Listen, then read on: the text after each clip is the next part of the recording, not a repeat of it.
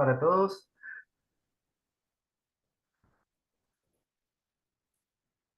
Buenas noches para todos. Quería compartirles, bueno, la segunda carta de la epístola la segunda epístola, bien digo, del apóstol Pablo a la iglesia de Corintios, que es la lectura que habían estado llevando adelante la semana pasada y que culminó en el día de ayer o de hoy, creo. Y bueno, y esta carta es la continuación de Pablo a la iglesia de Corintios, la continuación de la primera carta, que fue una carta que escribió él, y a una iglesia que estaba situada, para hacer una breve introducción, para ponernos en contexto, quizás ya alguien lo haya comentado, pero bueno, a mí me interesa siempre cuando doy, sobre todo sobre un lugar o una iglesia, por ejemplo, en esta, tener un contexto para poder situarnos y poder desarrollar lo que Pablo eh, con más podríamos decir, conocimiento del lugar donde donde se desarrollaban los acontecimientos cuando Pablo escribía esta carta que iba dirigida a la iglesia de Corintio. Esta iglesia era una iglesia que estaba situada en un lugar muy importante de Grecia, una de las capitales más importantes, porque Leiro está conectado. allí constaba esta ciudad de Corintio contaba con dos puertos muy importantes con los cuales comerciaba directamente con el mundo. Era una ciudad poderosa y rica, abundancia de bienes, y de allí, desde ese lugar, se repartían todas las mercancías que llegaban desde el antiguo mundo conocido por aquel entonces, y se repartían por vía terrestre a las regiones más cercanas. Era un puerto marítimo importante para que nosotros tengamos en cuenta. Y una ciudad próspera y rica, pero también una ciudad llena de vicios, llena de desórdenes, de desenfreno. Allí estaba el asiento de la diosa Afrodita. Ustedes, mucho de esto se ha tocado y se ha hablado en predicaciones o en estudios que hemos escuchado, de que era la diosa Afrodita, una diosa griega, una diosa que tenía que ver con la fertilidad y la fecundación, con la prosperidad también, por allí dicen, pero más que nada con la fertilidad. Y esta diosa, el cual la llevaban adelante un culto pagano, un culto eh, que solamente buscaba llevar adelante esta doctrina pagana, dice que tenía más de 1000 sacerdotisas que salían por las calles en las noches a buscar viajeros o personas que llegaban a aquel lugar para fornicar, es decir, mantener relaciones. O sea, eso hacía de que la ciudad sea una ciudad plagada de pecado, plagada de desórdenes. Por eso vemos que Pablo en su primera carta habla a una iglesia que por ahí era la iglesia de Cristo que estaba allí en ese lugar, pero también era una iglesia a la cual había que ubicarla y situarla y darle un orden como una iglesia que se establecía a través de las bases doctrinales que era Cristo. Bien, las personas que concurrían vivían en este contexto, y por eso también vemos de que los desórdenes que existían en aquella iglesia. En esta segunda carta, Pablo sigue instando a esta iglesia a perseverar. Lo vemos en el capítulo 1, versículo 3, en el cual yo quiero compartirles un poco de los versículos y estar leyendo con ustedes a lo largo de toda esta carta, y que dice, como en Reina Valera 1960, quiero leerlos, y quiero comentarles el título dice Aflicciones de Pablo, y dice: bendito sea el Dios y Padre de nuestro Señor Jesucristo, Padre de misericordias, Dios de toda consolación. Dice, el cual nos consuela en todas nuestras tribulaciones, para que podamos también nosotros consolar a los que están en cualquier tribulación. Bien, Pablo lo que nos está dando a conocer o a entender a través de estos versículos en la segunda carta de Corintios es de que él estaba padeciendo tribulaciones, que el servir al Señor y el llevar adelante el ministerio de Cristo por aquel entonces no le era tarea fácil, y que a causa de esa cruz que había tomado, bien, y la cual había decidido seguir a Cristo en cualquier ámbito, incluso en este ámbito de Corintios que habíamos ya dicho en la introducción, que era una ciudad que estaba rodeada de pecado, que vivía en pecado, que tenía el culto a la diosa Afrodita, diosa de la fertilidad, y que dice que a pesar de todo eso y a pesar de que de las tribulaciones, de las situaciones que pasaba como apóstol en su ministerio, dice que él seguía adelante, pero no en sus propias fuerzas, sino en la fuerza de Cristo, porque dice que él en el versículo 4 recibía consolación. Y cuando nosotros la palabra nos dice consolación, no recibimos consolación de nuestra misma vida o de nuestra misma mente o lo que conocemos, sino recibimos la consolación de Cristo, porque dice que por medio de la consolación que nosotros somos consolados por Dios. O sea, Dios nos consuela en medio de la tribulación, en medio de la dificultad. Si nosotros vemos la palabra consolación en toda esta carta, está nombrada o está citada más de 10 veces y habla de la consolación, la esperanza que tenemos que tener en Cristo Jesús, ¿bien? En medio de las tribulaciones, en medio de las situaciones, o quizás en medio de los procesos que podamos estar viviendo hoy, ayer o también mañana. Pero algo más importante que cabe destacar, sobre todo en todo este capítulo, que él no habla solamente de su tribulación, sino que también es importante poder ver de que él a través de la tribulación que va pasando, que va viviendo ese proceso, bien, que todos vivimos como cristianos, dice que ese proceso a nosotros nos ayuda ¿para qué? Para apuntar hacia aquellas personas que también padecen un proceso similar a lo nuestro y poder ayudarlos y poder acompañarlos y poder guiarlos, bien, para que ellos puedan salir de esta tribulación. Así como Dios nos fortalece, nos da consolación, nos da esperanza, de la misma manera nosotros tenemos que actuar con aquellos que se encuentran en tribulaciones similares a las que se encontraba Pablo. Pablo, apóstol de Jesucristo, como dice la palabra, era una persona común y corriente como nosotros, bien, pero que predicaba el evangelio y que tenía, dice la palabra, tribulaciones como la que hoy podemos tener, estar viviendo nosotros. Pero su consolación, su esperanza, su respuesta no estaba en él, no estaba en el conocimiento, tampoco en las personas que lo rodeaban, sino su consolación y su esperanza estaba en Dios, estaba en Cristo Jesús, el cual él predicaba, enseñaba, bien, en aquellos tiempos. El versículo 9 sigo con Reina Valera, dice, pero tuvimos, en el capítulo 1, dice, pero tuvimos en nosotros mismos sentencia de muerte para que no confiésemos en nosotros mismos, sino en Dios que resucita a los muertos, el cual nos libró y nos libra, y en quien, versículo 10, perdón, y en quien esperamos que aún nos librará de tan grande muerte.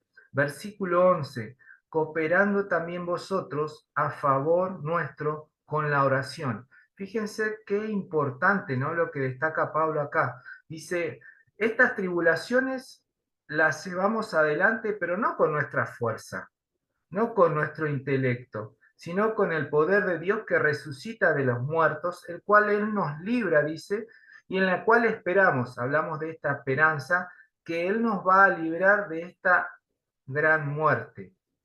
Y en el 11 dice, cooperando también vosotros a favor nuestro con la oración, para que muchas personas sean dadas gracias a favor por el don concedido a nosotros por medio de muchos. Es decir, nuestra situación, nuestra tribulación, nuestro proceso va a ayudar a otras personas a poder salir también de esa situación, ¿bien? Y a poder mostrarles nosotros que así como salimos nosotros, fortalecidos en el Señor, esperando en el Señor la respuesta a través de la oración, ellos también van a poder salir. Qué importante es esto saber, de que eh, quizás como discípulos de las personas que podamos eh, tener, tener contacto todos los días, podamos saber nosotros que los que están por encima nuestro también tienen este mismo espíritu de consolación, de darnos aliento en medio en medio de la dificultad, en medio de la prueba, decirnos que no estamos solos,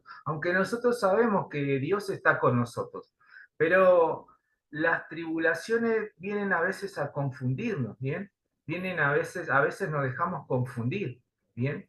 Entonces, lo que dice Pablo es, acá hay consolación, en Dios tenemos consolación, acá hay una esperanza viva de que este proceso va a ser momentáneo y que vamos a salir de esta leve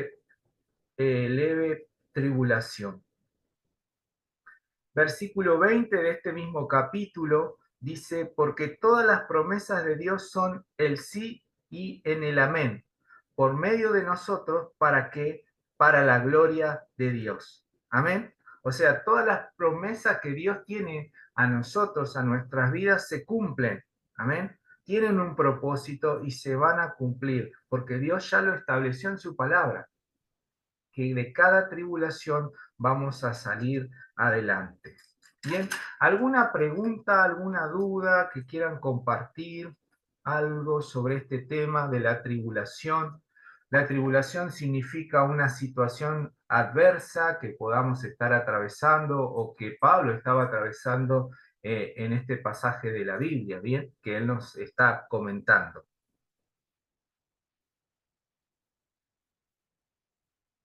¿No? Bueno, seguimos. En el capítulo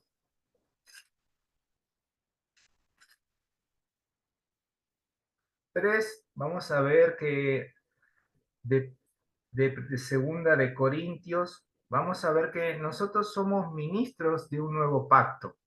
Seguimos con Reina Valera. Dice que nosotros somos ministros de un nuevo pacto. ¿Y por qué nos dice esto? Vamos a leer el versículo 2 del capítulo 3. En esta misma carta de segunda de Corintios dice, nuestras cartas sois vosotros, dice, escritas en nuestros corazones, conocidas y leídas por todos los hombres. Dice versículo 3, siendo manifiesto que sois cartas de Cristo, expedida por nosotros, escrita no con tinta, sino con el Espíritu de Dios vivo, no en tablas de piedras, sino en tablas de carne de corazón. O sea, Pablo les hablaba a los corintios, les decía que ellos eran cartas, y cartas escritas no por la tinta de un hombre, sino escritas en un corazón y conocidas y leídas por todos los hombres. ¿Qué nos está enseñando Pablo a través de este pasaje bíblico? De que nuestra vida hoy representa esa carta para aquel que no conoce a Cristo, esa carta para aquel que quizás está fuera de los caminos del Señor, que un día sí estuvo en los caminos del Señor, pero que hoy está apartado. Esa carta es somos esa carta para aquel que está perdido en las adicciones, en la pornografía, en los vicios de este mundo, en los desórdenes, ¿bien? En familias quizás que están ensambladas, hoy vemos mucho esta situación donde hay familias ensambladas, pero están ensambladas físicamente, pero no mental o espiritualmente, ¿bien? Eh, entonces Pablo dice, nosotros somos esa carta. Y en nosotros, nuestra vida representa ese papel. Y a mí me quedó algo muy presente cuando la pastora Lili decía que, miren si hay personas que una sola vez en la vida nos encontramos con ellos y tenemos la oportunidad de ser una carta leída de Cristo para sus vidas o no. No sabemos si la vamos a ver o no otra vez. Pero qué bueno sería que nosotros seamos esa carta leída, que puedan leer en nuestra vida, con nuestros hechos, ¿bien? A Cristo, que lo puedan ver en nuestra vida. Pablo decía, no son una carta escrita a tinta, sino son una carta escrita por el Espíritu Santo. Fíjense que incluso cita al Antiguo Testamento, porque Dios cuando dio las tablas de los mandamientos a Moisés en el monte Sinaí, lo dio sobre tablas, los escribió sobre tablas las leyes, los preceptos que dio, que constituye a la nación de Israel como nación. ¿Bien? Pero ahora dice que ese pacto es mejor, que somos portadores de un mejor pacto, de un nuevo pacto, donde el Espíritu Santo es quien escribe su ley, su palabra, su precepto en nuestro corazón y nuestra mente. Y eso a nosotros nos da la portabilidad de ser una carta leída, es decir, en mí tienen que ver a Cristo. En nosotros tienen que ver a Cristo. Pablo le decía a la iglesia de Corintios, en ustedes tienen que ver a Cristo. En medio del pecado, en medio de la devoción a esos dioses, a esos falsos dioses y la adoración pagana, tienen que ver a Cristo. No pueden ver una iglesia dividida, sino tienen que ver una iglesia unificada, fundamentada en la base sólida que es Cristo Jesús, que es su palabra. Si en mí leen a Cristo, yo voy a ser un puente para que ellos puedan acceder a través mío al reino de los cielos, siendo manifiesto que somos cartas de Cristo expedidas por nosotros, escritas no con tinta, sino con el Espíritu Santo vivo, no en tablas de piedras. Nosotros, cuando predicamos el Evangelio, nos enseña la palabra de Dios que no somos nosotros los que estamos llevando el mensaje, sino es el Espíritu Santo que nos guía, ¿bien? Y que nos da el conocimiento y es el que da la condición esa de arrepentirse delante de la presencia de Dios. Humanamente, quizás no tenemos la capacidad, pero debemos abrir nuestra boca para que esa palabra de vida sea emanada y produzca lo que tenga que producir en el otro corazón, bien, en la otra vida. Somos, versículo 7 dice del mismo capítulo 3, dice, y si el ministerio de muerte grabado con letras en piedra fue con gloria, tanto que los hijos de Israel no pudieron fijar la vista en el rostro de Moisés a causa de la gloria de su rostro, la cual había de perecer. Versículo 8, ¿cómo será más bien con gloria el ministerio del Espíritu Santo? Está hablando. Versículo 9, porque si el ministerio de condenación fue con gloria, mucho más abundará en gloria el ministerio de justificación.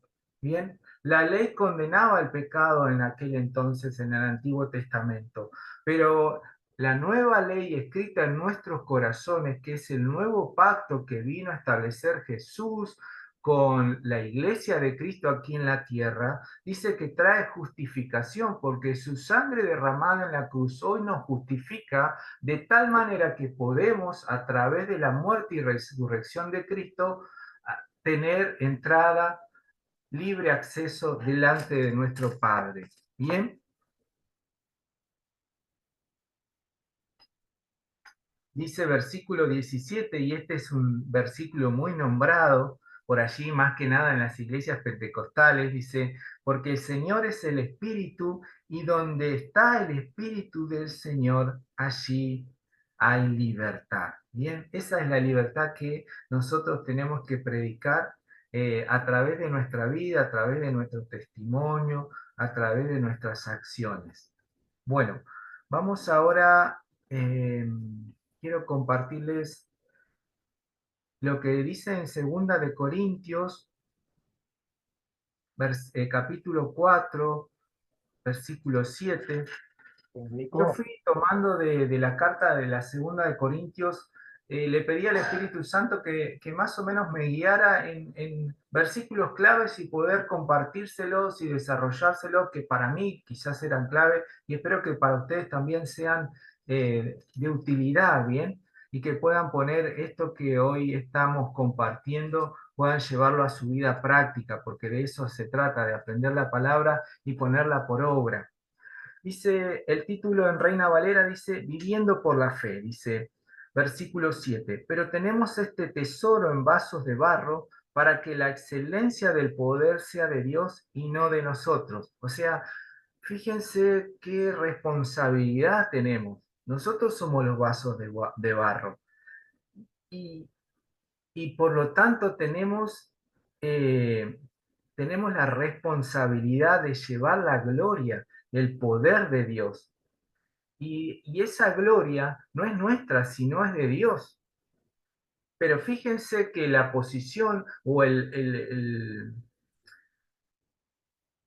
dibujo, podríamos decir, lo que es un vaso de barro por aquel entonces, era un vaso frágil. Hoy también el de vidrio es frágil, los vasos son frágiles, incluso hasta los de plástico.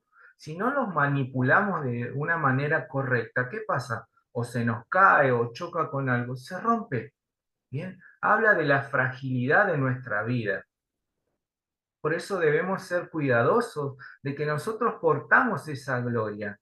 Y portamos esa gloria porque Dios ya lo destinó de esa manera, pero no para nosotros, sino para que de ese vaso puedan, volvemos a lo de ser cartas leídas, puedan beber de esa agua que Dios depositó en nuestra vida otras personas que no conocen a Cristo o que quizás se alejaron del Señor. Encontramos muchas a diario, personas que conocen de Dios, que estuvieron un tiempo en la casa de Dios, que servían a Dios y que se apartaron por X circunstancias. Si Dios lo pone en nuestro camino, tenemos que también poder predicarles, ¿bien? Y poder decirles de que realmente Dios tiene un propósito con su vida y que un destino para nosotros aquí en la tierra y en el cielo. Dice versículo 15 de este mismo pasaje del capítulo 4, dice, porque todas estas cosas padecemos por amor a vosotros, para que abundando la gracia por medio de mucho, la acción de gracia sobreabunde para gloria de Dios. Por tanto, dice, no desmayemos. Antes, aunque nuestro hombre exterior se va desgastando, el interior, no obstante, se renueva de día en día. ¿Cómo puede ser, dice, que a pesar de las tribulaciones, porque él nombra en los versículos 9, 10 y 11, de todas las tribulaciones que él estaba padeciendo por llevar la causa de Cristo adelante, eh, ¿cómo puede decir este hombre, a pesar de todo lo que vivió y a pesar de todas las circunstancias adversas que podría vivir, dice, destacar en este pasaje, dice, no desmayemos, es decir, en su misma tribulación Él nos da aliento. Él nos dice, no tenemos que desmayar en medio de una tribulación. Dice, porque nuestro hombre exterior sí verdaderamente se va desgastando, se va deteriorando, ¿bien? Al pasar del tiempo, al pasar de los años, ¿bien? Pero dice que nuestro hombre interior se va renovando día a día, ¿bien? Es decir, nuestro espíritu, porque él está hablando de la parte física exterior nuestra, pero también está hablando en este mismo pasaje de nuestro espíritu, que nuestro espíritu, dice, se renueve día a día. Pablo le decía a la iglesia de Corintios, miren, están pasando procesos, tribulaciones o situaciones adversas, pero que esto no los haga caer o desmayar, sino que esto provoque en ustedes de tal manera que nos podamos acercar a Cristo a través de la intercesión, de la oración y del ayuno, y que eso intensifique nuestra relación con Dios de tal manera que eso que nosotros estamos buscando, provocando a Dios, se manifieste en nosotros y nos vaya renovando en nuestro interior. ¿Cómo nos renueva Dios nuestro interior? A través de la revelación de su palabra, a través de entendimiento, ¿bien? A través de conocer más las escrituras. Bien, eso es lo que eso es lo que tiene que producir estas tribulaciones en nosotros. Porque si no, actuaríamos como el mundo prácticamente. Porque el mundo se queja de todo, se queja de la inflación, se queja del dólar, se queja de los sueldos, se queja de una cosa, se queja del otro. Pero nosotros no tenemos que actuar como actúa este sistema, sino de todo lo contrario. Tenemos que buscar que nuestro hombre interior se vaya llenando de la presencia de Dios para que la mente de Cristo que está en nuestras vidas nos dé la capacidad de poder, frente a las tribulaciones, declarar de que en Cristo hay libertad, de que en Cristo hay sanidad, de que en Cristo hay abundancia y abundancia de todo, porque en Él lo tenemos todo, ¿bien? Porque dice 17, y ya cierro con este pasaje, porque esta leve tribulación momentánea produce en nosotros un cada vez más excelente y peso de gloria. ¿Cuándo llega ese peso de gloria a nosotros? Cuando nuestro hombre interior crece. Porque 18 dice, no mirando nosotros las cosas que se ven, sino las cosas que no se ven, por las cuales, perdón, por las cosas que se ven, porque las cosas que se ven son temporales, pero las que no se ven son eternas. Amén. Gloria a Dios. ¿Me van entendiendo? ¿Van siguiendo? ¿Alguna consulta, pregunta que se pueda contestar mientras pueda contestar? Sí, yo acá. Tenía una pregunta del capítulo 3, versículo 7, donde dice, la cual había de perecer. ¿Se refiere a Moisés en forma, de decir, de modo terrenal? ¿O a qué se está refiriendo? Sí, tiene que ver tiene que ver con que las tablas de la ley se dio en tablas y de que esas leyes estaban escritas, en- podríamos decir, en este momento en un papel, en algo que lo leían y nada más. Es decir, no tenían al Espíritu Santo. El Espíritu Santo hoy a nosotros nos da que convicción de pecados. Ellos no tenían eso. Ellos solamente tenían una ley, un precepto que les daba a entender de que no tenían que hacer, pero lo hacían igual, porque no había ese Espíritu Santo, el cual te da la convicción de pecado hoy. Bien, y de arrepentimiento, porque a través de esa acción del Espíritu Santo nosotros sabemos que debemos que arrepentirnos cuando cometemos un pecado. El pueblo de Israel no, ¿qué tenía que hacer? Tenía que espiar una vez al año el sacerdote, subía la ofrenda, y ahí espiaba todo el pueblo, que ni siquiera era que llegaban a tener ese acceso, a decir, me arrepiento, y tener la convicción que hoy tenemos de sentir de que Dios nos perdona. Bien, en aquel entonces no. Era solamente cumplir un mandato, cumplir lo que decía la ley. Pero hoy tenemos esa posibilidad de que nosotros, la convicción y la certeza de que Dios nos perdona. Bien, no hay duda de eso, porque ya está escrito en su palabra. Bien, y el Espíritu Santo es eh, la que nos convence también de eso. Bueno, seguimos. Algo muy lindo que podemos ver en el pasaje del capítulo 6, versículo 7 de Segunda de Corintios, perdón, capítulo 6, versículo 14, dice que nosotros somos templos del Espíritu Santo. Vamos a darle lectura. 14 dice, no unáis en yugo desigual con los incrédulos. ¿Por qué?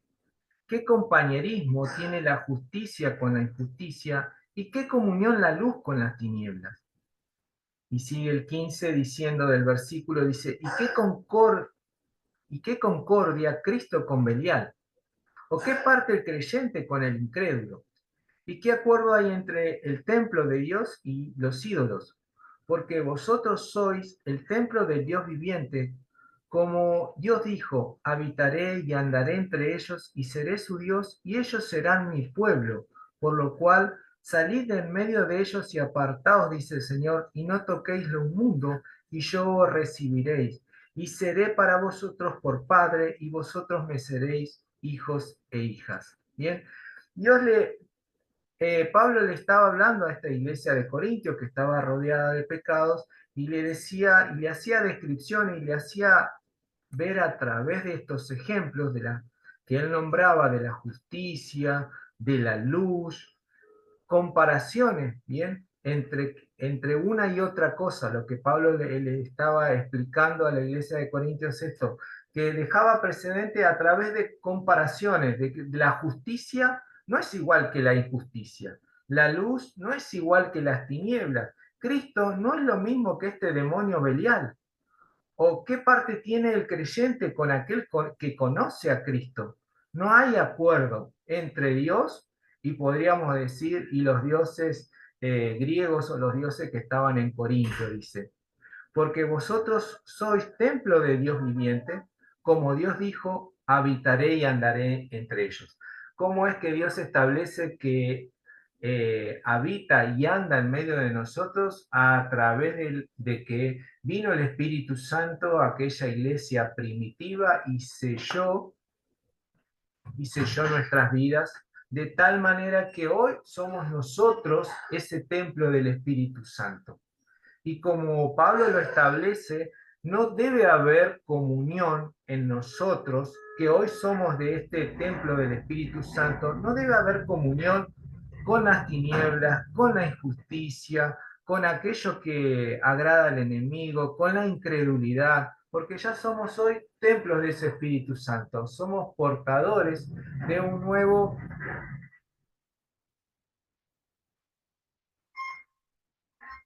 somos portadores de esa presencia de Dios que nos establece como hijos de Dios y embajadores del reino, cartas leídas como lo declara Pablo en esta segunda carta de Corintios. Bien, capítulo 7, versículo 1, sigue diciendo Pablo, así que amados, puesto que tenemos tales promesas, limpiémonos de toda contaminación de carne y de espíritu, perfeccionando la santidad en el temor de Dios. Cuando nos perfeccionamos en la santidad, bien, estas promesas vienen a nuestra vida y a la vez nos limpiamos, nos purificamos de toda contaminación de nuestra carne y de nuestro espíritu. Bueno, vamos a otro pasaje que quiero compartirles de esta segunda carta, que tiene que ver con una ofrenda, con la ofrenda que hacía la iglesia de Macedonia. En el capítulo 8, versículo 1, podemos ver de que la ofrenda que hacía Macedonia a la iglesia pobre, o decir, a los más necesitados de Judea, no era una ofrenda pequeña, sino realmente era una ofrenda abundante. Y estas personas lo hacían de corazón, es decir, nadie les dijo de que ellos vayan a ofrendar, sino desde su corazón nació esta dádiva de poder ofrendar a aquellos que estaban pasando una situación económica adversa por aquel entonces, que era la iglesia de Judea. Y dice Pablo en la segunda carta, capítulo 8, versículo 1, dice, asimismo, hermanos, os hacemos saber la gracia de Dios que se ha dado a las iglesias de Macedonia, que en gran prueba y de tribulación, la abundancia de su gozo y su profunda pobreza abundaron en riquezas y de su generosidad. Versículo 3, pues doy testimonio de que con agrado han dado conforme a sus fuerzas y aún más allá de sus fuerzas. Bien, o sea que no fue cualquier ofrenda, dice que fue una ofrenda muy generosa porque ellos dieron no lo que tenían, sino dieron más allá de lo que tenían. Dice capítulo 9, versículo 6 de esta ofrenda, sigue hablando de esta ofrenda que hizo Macedonia, la iglesia de Macedonia, dice así, por esto digo, el que siembra escasamente, también segará escasamente. Y el que siembra generosamente, generosamente también segará. versículo 7 dice, cada uno dé como propuso en su corazón, no con tristeza ni por necesidad, porque Dios ama al dador alegre. Bien, esta podríamos decir que es la ley de la siembra y la cosecha del reino de Dios. Podríamos decir también que esta frase la podría haber dado como parábola Dios en su ministerio de 3 años y medio que llevó junto a los discípulos, porque tiene mucho que ver, porque tiene que ver con nuestra semilla. Bien, lo que nosotros hoy sembramos, dice que eso vamos a cosechar. Y de acuerdo a lo que nosotros sembremos, eso también va a repercutir en nuestra vida. Y esto comprende no solamente a los cristianos, a los hijos de Dios redimidos, sino también al mundo también. Esta ley es para ellos, los que siembran cosechan. Aquellos que han sembrado malos hábitos van a sembrar malos hábitos. Aquellos que han sembrado desamor van a recibir lo mismo. Aquellos que han sembrado, no sé, eh, cosas que quizás no nos agraden o cosas que en nosotros o de otras personas que no son cristianas en nosotros, también van a sembrar lo mismo. Por eso nosotros tenemos que tener cuidado de lo que sembramos, cuidado de nuestras acciones. No habla solamente, si lo llevamos a un plano espiritual, podemos decir, no solamente habla de los recursos financieros, no solamente habla de dinero, sino también de nuestras acciones. ¿Qué es lo que nosotros estamos haciendo? ¿Qué es lo que estamos sembrando nosotros en nuestros semejantes? ¿Qué es lo que estamos sembrando en nuestra familia? ¿Qué estamos sembrando en nuestros hijos? ¿Bien? Esta ley espiritual abarca para esto también. ¿Bien? Y que dice que cada uno dé como propuso en su corazón. Bien, no tenemos que dar por necesidad.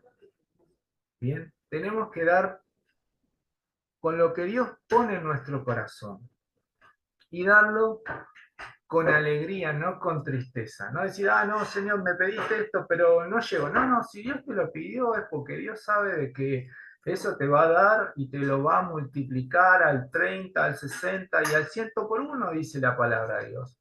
No tenemos que mirar lo que tenemos en nuestra mano, ¿bien? Tenemos que ver a aquel que nos da, ¿bien? Aquel que nos da los panes y los peces. ¿Bien? Aquel que los multiplica. Fíjense que la palabra de Dios, cuando Jesús estaba allí, les dice a los discípulos, bueno, vayan y manden, los discípulos querían mandar a todos a toda la gente que los seguía, que eran más o menos alrededor, según los historiadores y los teólogos, eran entre 12.000 y 15.000 personas, y dice Jesús, no, no, déjenlos, vamos a darle de comer. Claro, ¿cómo le vamos a dar de comer si no tenemos nada? Traigan lo que tengamos. Y bueno, trajeron aquellos panes y aquellos peces y Dios multiplicó. Cuando Dios nos está pidiendo algo es porque lo va a multiplicar. Es sencillo. Nosotros no demos con tristeza, sino demos con alegría porque sabemos que vamos a dar al Dios de los panes y los peces, al Dios de los recursos. ¿Bien?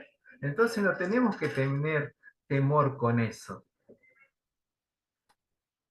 Bueno, con el horario vamos bastante bien, así que espero poder llegar. Vamos al versículo 10 de esta segunda carta.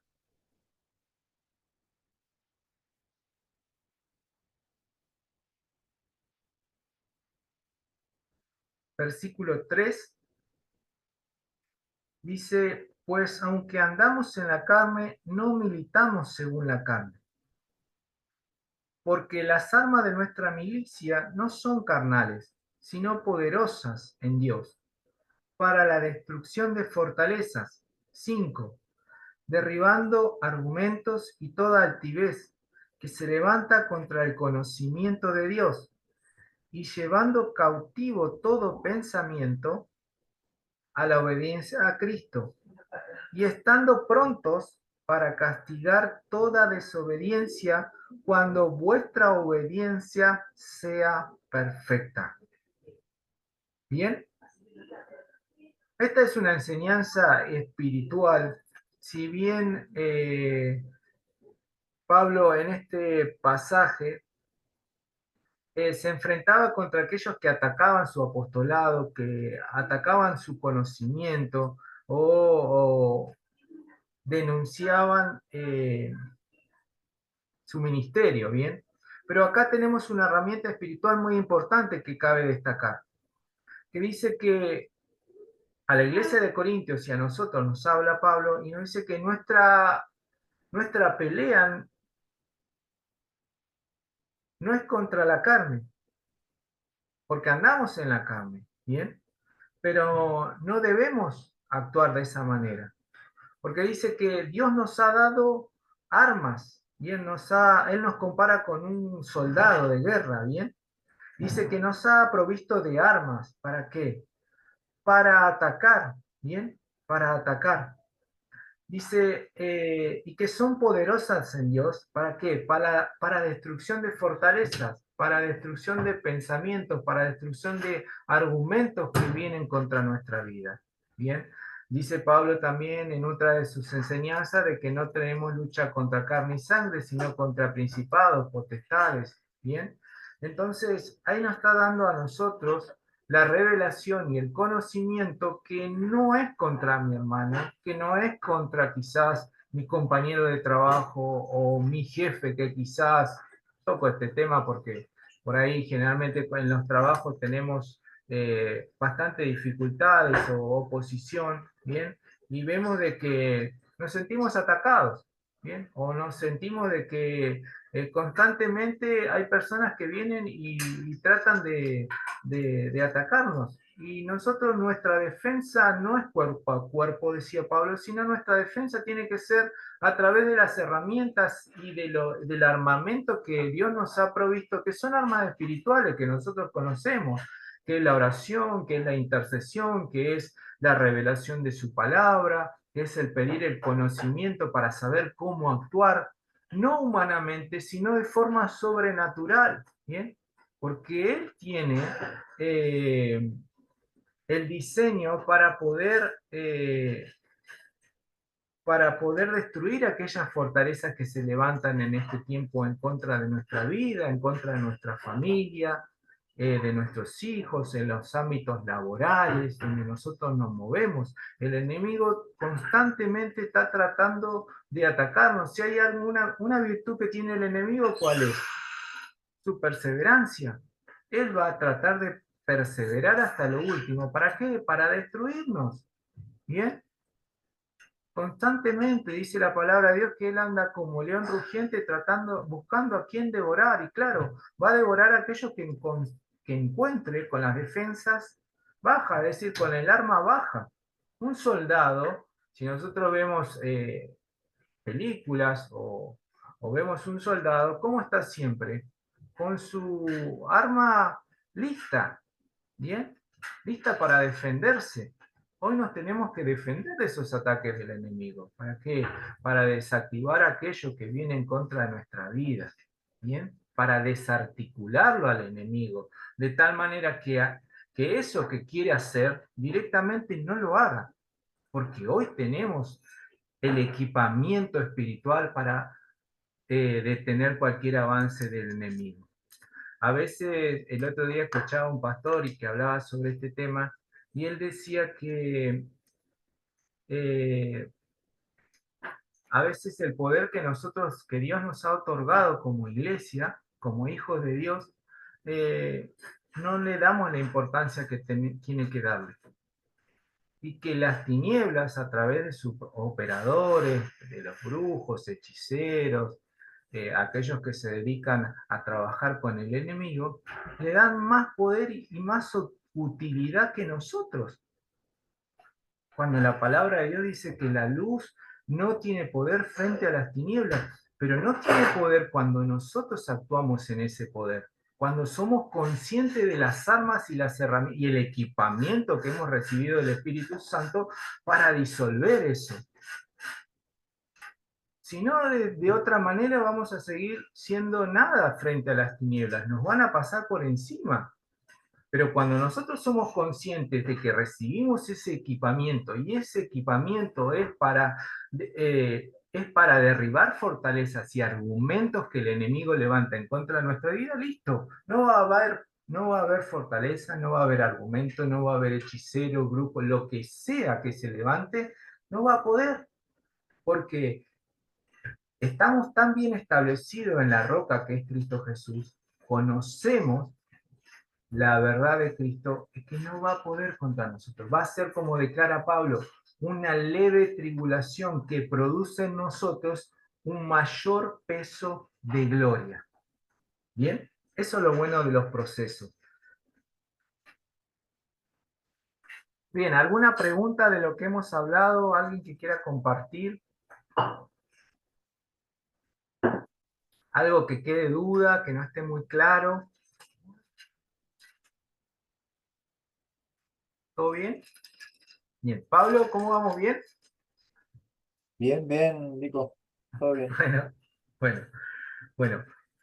Vamos a estos últimos capítulos de la segunda carta de Corintios, y algo que también quiero destacar en el capítulo 11, versículo 4, y es que Pablo alerta a la iglesia de Corintios sobre los falsos maestros que se levantaban por aquel entonces, y aquí lo detalla en el capítulo 11, versículo 4, dice, porque si viene alguno predicando a otro Jesús, que él que os hemos predicado, o si recibís otro espíritu que el que habéis recibido, u otro evangelio que el que es habéis aceptado, dice, bien lo toleráis.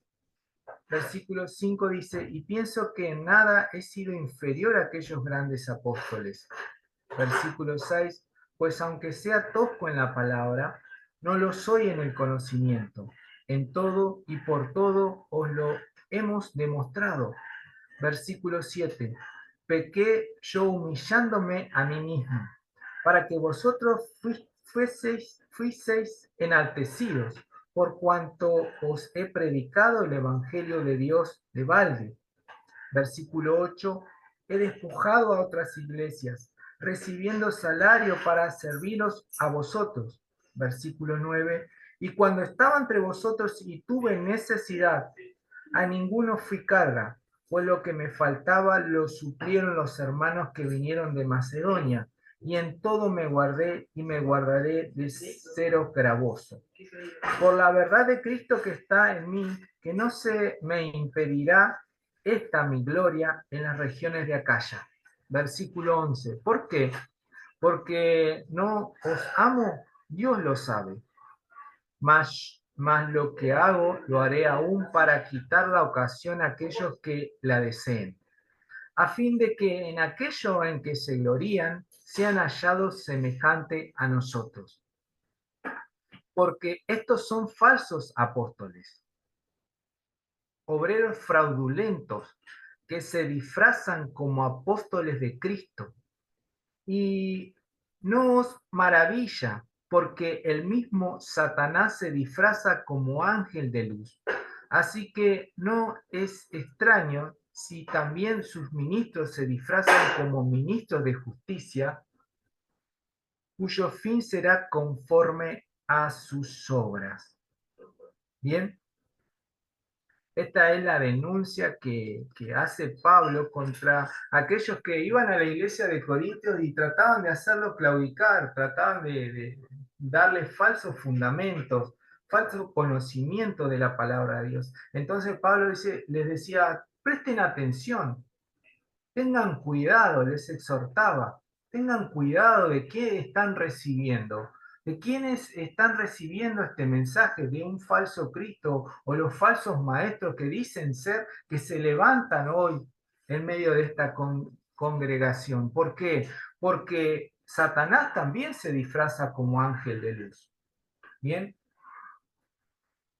algo común y corriente que lo vemos quizás en los canales de televisión o en las redes. Vemos que los brujos, los curanderos, ¿qué hacen? Sanan, ¿bien? A través de una oración, a través de una invocación de un espíritu, a través de un pacto, ¿lo que hacen? ¿Qué hacen? Sanan, claro. Satanás, el espíritu que reina en ellos, de las tinieblas, también se disfraza como algo bueno. ¿Y la gente qué hace? ¿Lo ve como algo bueno? Ah, no, sí, es de Dios. No, no es de Dios. Fijémonos cómo está, cuál es su conducta. Conocemos la palabra de Dios, bueno, fijémonos cómo se conduce en la vida, cómo es su familia, qué testimonio está dando. ¿Está dando un testimonio de ser una carta leída de Cristo al mundo?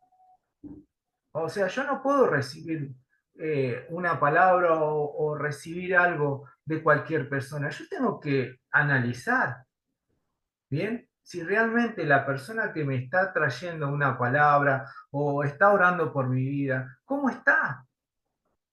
Porque si alguien no está en comunión con Dios, ¿nos puede bendecir? Por misericordia de Dios, quizás que sí. Pero aquella persona que realmente está cimentada en la palabra de Dios, que da buenos testimonios, que tiene una conducta reverente delante de Dios y delante de los hombres, es una persona que nos bendice. Entonces, hay veces que cuando escuchamos algo o recibimos algo, tenemos que retener lo bueno y lo malo lo dejamos pasar. Aquello que no nos edifica lo dejamos pasar. Dice la palabra de Dios que cuando nosotros recibimos algo de Dios nos tiene que edificar, exhortar y creo que era edificar, exhortar y me olvidé el otro. Pero son tres. Consolar. Consolar. Bien, entonces nosotros somos conscientes de esto. La luz que nos dice la palabra, entonces nos dice que debemos, que la palabra recibida nos tiene que edificar, consolar y exhortar. Si no hay eso, dice, tomemos lo bueno y lo malo, dejémoslo. Listo. No nos compliquemos con eso. Tomemos lo que a nosotros nos edifica, nos exhorta y nos consuela o nos restaura y lo otro lo dejamos pasar. Ahí nos constituimos nosotros como cristianos maduros.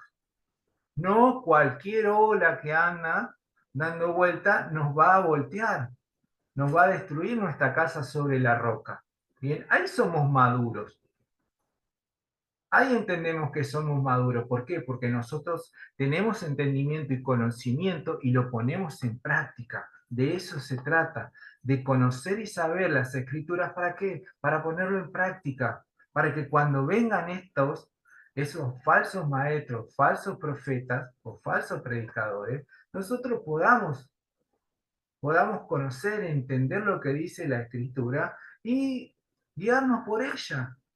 ¿Bien? Para no crear falsas expectativas o malos entendidos en nuestra vida que puedan perjudicarnos, hermano. Porque el enemigo dice que se disfraza de luz. ¿Y qué es lo que trata de hacernos a nosotros? Desviarnos del destino, del propósito que Dios tiene en nuestra vida. Entonces las escrituras nos dan ese conocimiento y ese entendimiento para saber conducirnos como verdaderamente la iglesia de Cristo aquí en la tierra. Pablo lo advertía en aquel tiempo en la iglesia de Corintios y hoy también esta palabra tiene peso sobre nuestra vida. Tenemos que saber y discernir los espíritus, si son de Dios o no son de Dios. Porque dice Pablo, estos se disfrazan como apóstoles de Cristo y solo son obreros fraudulentos de las tinieblas. Y así opera el diablo. ¿Qué le recriminaba a Dios al pueblo en el antiguo pacto? Por falta de conocimiento.